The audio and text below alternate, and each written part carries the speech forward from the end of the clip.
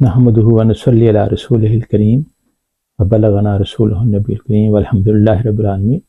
اس سے سید محسن بخاری from UK۔ آج میں آپ کی خدمت میں توکل کے بارے میں بات کرنا چاہتا ہوں۔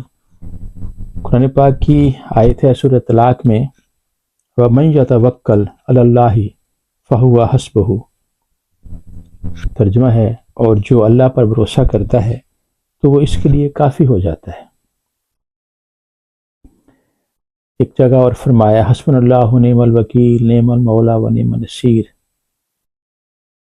اللہ آپ کے لیے کافی ہے اور وہ کارساز ہے۔ اب ہم آ جاتے ہیں کہ عملی زندگی میں قرآن پاک کی اس آیت سے ہم کیا فائدہ حاصل کرتے ہیں۔ تو اللہ قادر مطلق ہے، وہ جو چاہے ویسا ہی ہوتا ہے، لیکن اگر ہم اس آیت کا یہ مطلب لے لیں کہ بس ہم ہاتھ پہ ہاتھ دھرے گھر پہ بیٹھے ہیں اور اللہ تعالیٰ ہمیں رزق بھی دے، صحت بھی دے، آسائش بھی دے، تو یہ ایک کم فہمی ہے۔ اللہ کی اس آیت کے مطابق یہ سوچنا منفی سوچ ہے۔ بے شک اللہ کارساز ہے، بے شک اللہ قادر و مالک ہے، بے شک اللہ رازق ہے، وہ سب کچھ ہے۔ لیکن اگر اس آیت کو قرآن پاک کی دوسری آیتوں سے ملا کے دیکھا جائے کہ کیا ایسا ہی ہے، تو پھر ہم دیکھتے ہیں کہ رزق تو اللہ تعالیٰ دیتا ہے، لیکن ایک بندہ گھر میں بیٹھ جاتا ہے اور وہ کہتا ہے کہ اللہ تعالیٰ تو رازق ہے، تو نے وعدہ کیا ہے رزق کا، تو میں تو گھر بیٹھا ہوں۔ تو تفسیر میں آتا ہے کہ دیکھو ذرا اللہ کی جو اور مخلوقات ہیں وہ کیا گھر بیٹھی رہتی ہیں؟ آپ پرندوں کا لے لیں، پرندے کیا گھونسلے سے جب تک نیچے نہیں اترتے اس وقت تک ان کو دانہ دن کا نہیں دیا جاتا، جبکہ وہ اس پہ قدرت نہیں رکھتے کہ وہ خود انسان کی طرح عمل کر کے چیزوں کو اپنے لیے سہل بنائیں، لیکن وہ اللہ پر توکل کرتے ہوئے خالی پیٹ اپنے گھونسلوں سے باہر نکلتے ہیں۔ اور کچھ پرندے تو دیکھنے میں آتا ہے کہ وہ مشرق کی طرف صبح جاتے ہیں اور جب مغرب ہوتی ہے تو وہ اپنے گھروں کو واپس آتے ہیں۔ یہ مشاہدہ ہر کسی نے کیا ہوا ہوگا۔ تو اگر وہ پرندے گھونسلوں میں بیٹھے رہیں تو اللہ تعالیٰ رازق ہے، انہیں وہیں رزق دے۔ تو حسبنا اللہ نعم الوکیل نعم المولا و نعم النصیر بھی ہے، کارساز بھی ہے، سب کچھ ہے۔ اب ہم آتے ہیں علامہ صاحب کی شاعری کے اوپر، کیونکہ ڈاکٹر علامہ اقبال کے بارے میں ہے کہ ان کی شاعری قرآن پاک کا ترجمہ ہے۔ تو اگر ہم اس طرف کو رجوع کرتے ہیں تو قائد اعظم علامہ اقبال، قائد اعظم کا ذکر آیا، وہ بھی بہت گریٹ شخصیت تھے۔ تو علامہ اقبال کہتے ہیں کہ توکل کا یہ مطلب ہے کہ خنجر تیز رکھ اپنا، اور پھر اس خنجر کی تیزی کو مقدر کے حوالے کر۔ تو اب ہم نبی پاک صلی اللہ علیہ وآلہ وسلم کو جب ہم دیکھتے ہیں کہ آپ مدینہ منورہ میں جب ہجرت کر کے آتے ہیں تو ان کو غزوہ بدر کے لیے نکلنا پڑتا ہے، تو ان کے پاس 300 مسلمان ہیں، اور چند اونٹ ہیں، ایک گھوڑا ہے، نہ زرہ ہے، تلواریں بھی پوری نہیں ہیں، لیکن آپ کے پاس جو کچھ تھا وہ لے کے نکل آئے اور بدر کے مقام پر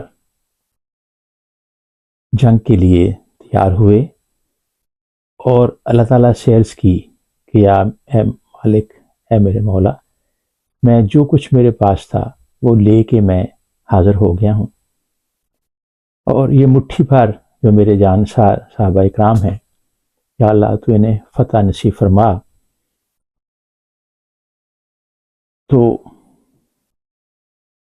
اب وہ تو حبیب خدا تھے، وہ تو گھر بیٹھے اشارہ کرتے، اس طرح انہوں نے معجزہ کیا کہ وہ شکل قمر کہ اللہ سے دعا کی، اللہ تعالیٰ نے کہا کہ انگلی اٹھاؤ میں اے میرے حبیب، اور چاند 2 حصوں میں تقسیم ہو گیا، تو وہ گھر بیٹھے فتح بھی حاصل کر سکتے تھے، لیکن وہ ہمیں کچھ سکھانا چاہتے تھے، تو انہوں نے جو کچھ اپنے پاس تھا وہ سب کچھ ایک جگہ جمع کر دیا، اور پھر اللہ تعالیٰ سے دعا کی۔ پھر اللہ نے کیا فرمایا؟ اللہ نے فرمایا اے میرے حبیب، ان کی طرف کینکریاں پھینکو۔ آپ نے مٹھی اٹھائی اور کینکریاں ان کی طرف پھینکی، تو پھر اللہ نے فرمایا کہ اے میرے حبیب صلی اللہ علیہ وآلہ وسلم، یہ کینکریاں آپ نے نہیں پھینکی، میں نے پھینکی ہیں۔ اور پھر اللہ تعالیٰ نے بہت سے فرشتے بھیجے، اور اس غزوے میں اللہ تعالیٰ نے فتح نصیب فرمائی، شہادتیں بھی ہوئیں۔ تو حضرت علی کرم اللہ وجہہ، حضرت حمزہ اور بڑے بڑے صحابہ اکرام ہیں جنہوں نے اپنی جانیں ہتھیلی پر رکھ کے جام شہادت بھی نوش کیا، اور تدبیر بھی کی اور ہمت بھی کی۔ تو علامہ صاحب قوم کو جگاتے ہوئے کہتے ہیں، کبھی یہ نوجوان مسلم تدبر بھی کیا تو نے، وہ کیا گردوں تھا تو ہے جس کا ایک ٹوٹا ہوا تارا۔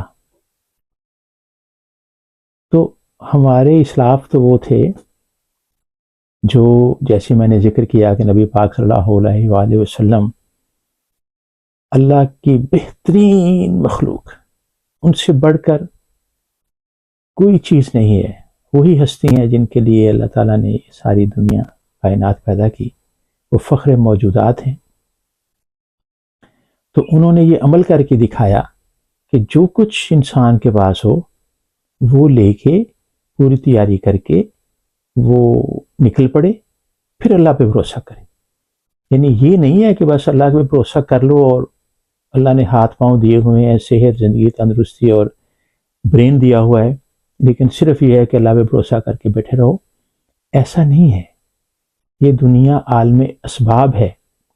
ایک روایت میں آتا ہے کہ حضرت عیسیٰ علیہ السلام تشریف لائیں گے آسمان سے، اور ہزاروں لاکھوں مائل کا سفر کر کے وہ چوتھے آسمان سے زمین پر اتریں گے، تو ایک ٹاور پہ اتریں گے، اور وہ کیسے آئے وہاں سے؟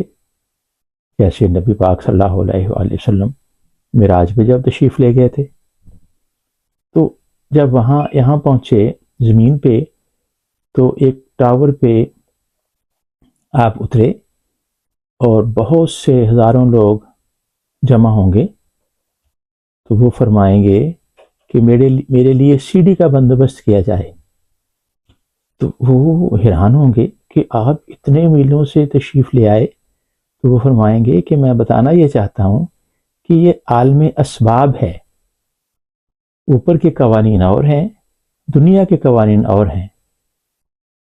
تو اس لیے اگر ہم ان ہستیوں کا، جیسے میں نے 2 پیغمبروں کا ذکر کیا، تو وہ خود کچھ کرنا پڑتا ہے۔